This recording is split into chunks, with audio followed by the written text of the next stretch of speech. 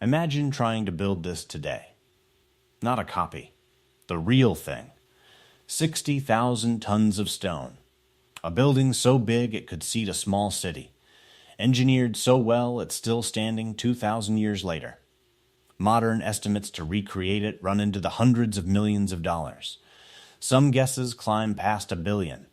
Nobody actually knows, and that's the first strange thing about the Colosseum.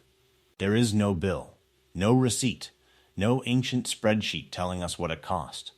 But here's the part almost nobody talks about. When you dig into who actually paid for it, it wasn't really Rome's money at all. Let's break down the numbers. Start with the obvious question. What did it cost? The honest answer? We don't know for sure. The Romans didn't leave us a construction budget. So every number you'll ever hear about the Colosseum's price is an estimate, a modern guess built backwards from the materials, the labor, and the time. And those guesses vary a lot. Rebuild it today, figures range from a few $100 million to over $1 billion, depending on who's doing the math. Treat all of them as rough.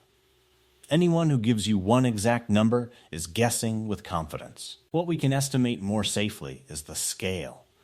And the scale is where this gets insane. The building could hold somewhere around 50,000 spectators. Some estimates go higher. It took an estimated 8 to 10 years to build. Started under the Emperor Vespasian around the year 72 and opened under his son Titus in the year 80. 8 years. For a hand-built stone structure this size, that's blisteringly fast. Which raises the real question. How do you afford something this big, this quickly? The answer starts with a war. A few years before the first stone was laid, Rome fought a brutal war in Judea.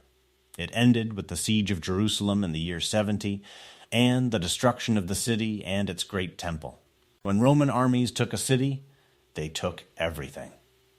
Gold, silver, sacred treasures, and prisoners. Now here's where we have to be careful, because this is where the story gets exciting, and where people overstate it.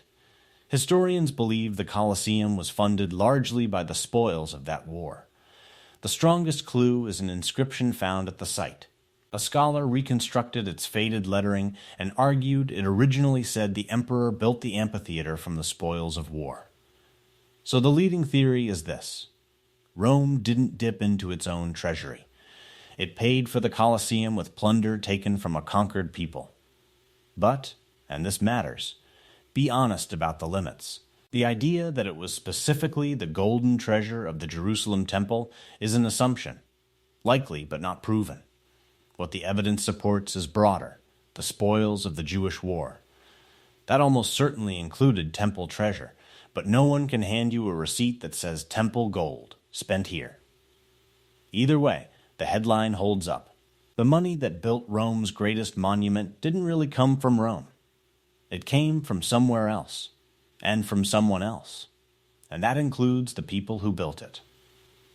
A building this size needs an army of workers. Estimates put the workforce in the tens of thousands. And a large share of them, historians believe, were enslaved prisoners captured in that same war. Think about what that means economically. The single most expensive part of any megaproject is labor. If your labor is unpaid, captured, not hired, your biggest cost line nearly disappears. That's part of the answer to how they afforded it.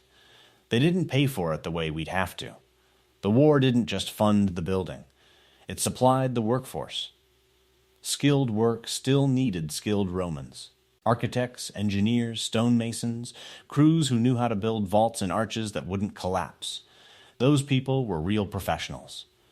But the raw muscle, the endless hauling and lifting, came in large part from the spoils of conquest.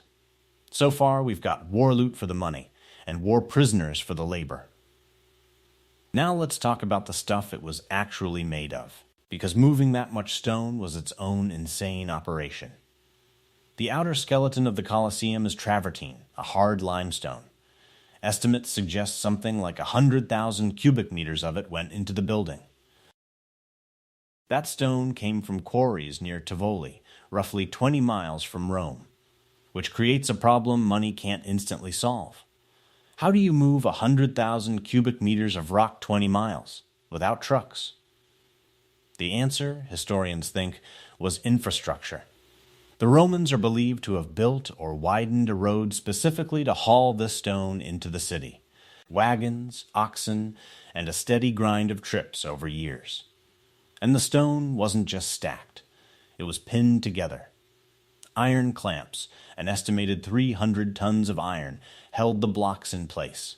Add Roman concrete, brick, and volcanic rock for the guts of the structure, and you get a building engineered to survive earthquakes, fires, and 2,000 years of time. Every one of those materials is a cost. Quarrying, transport, iron, concrete, even with free labor, this was an enormous outlay. The war chest paid for the muscle, but the sheer volume of material is why the total still lands in the hundreds of millions today range. So, Rome built it. Fast, with conquered money and conquered hands. You'd think the spending stops there.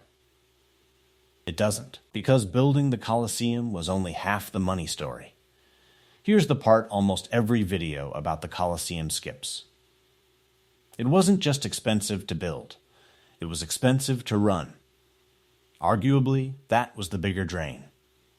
Start with the opening. Ancient writers claimed the inaugural games under Titus ran for around 100 days. And they describe enormous numbers of animals killed in the arena. One ancient figure is roughly 9,000. Now treat those ancient numbers with suspicion. Roman writers loved to exaggerate to make an emperor look generous. But even if the real figures were smaller, the economics are staggering. Because think about where those animals came from. Lions, leopards, elephants, exotic beasts, shipped in from across the empire. Africa, the Middle East. Every one of them had to be captured, fed, transported by sea and land, and housed. That is a colossal, ongoing logistics bill, just for one event. Then add the gladiators. Trained fighters were an investment. They cost money to house, feed, and train, and the games themselves were usually paid for by the emperor or the state. And here's the twist that breaks the whole thing as a business. Admission was free. The Colosseum did not sell tickets to turn a profit. It was never meant to. It was a machine for buying something else. Loyalty, emperors spent staggering sums entertaining the public, because a happy, distracted population was easier to rule. Bread and circuses. The return on investment wasn't cash. It was power. So the Colosseum's real economics looked nothing like a business. It was funded by war, built by prisoners, and run at a permanent loss on purpose. Because the thing it produced wasn't money. It was control. So let's put a number on it. Carefully, if you tried to build the Colosseum today, same scale, same stone, paying modern wages instead of using captured labor, estimates land somewhere in the hundreds of millions of dollars. Some push past $1 billion. Remember, these are guesses. The honest version is an amount most modern cities could not casually afford, but that build cost is only the entrance fee. To actually operate it the way Rome did, the animals, the fighters, the 100-day spectacles, all given away for free. You'd be lighting money on fire, year after year, forever. And Rome did it anyway. For centuries. Not because it made financial sense. Because it made political sense. That's the real lesson hiding inside all that stone. The Colosseum wasn't a bad investment. It just wasn't a money investment at all. Rome paid for its greatest monument with someone else's gold, someone else's labor, and a bottomless budget for entertainment it gave away for nothing. And it worked. So, was it worth it? Genius power move, or the most expensive distraction in history? Drop your take in the comments. And if you want to know how the ancient world afforded its other impossible builds, the ones that also should have bankrupted an empire, subscribe. There's a lot more where this came from.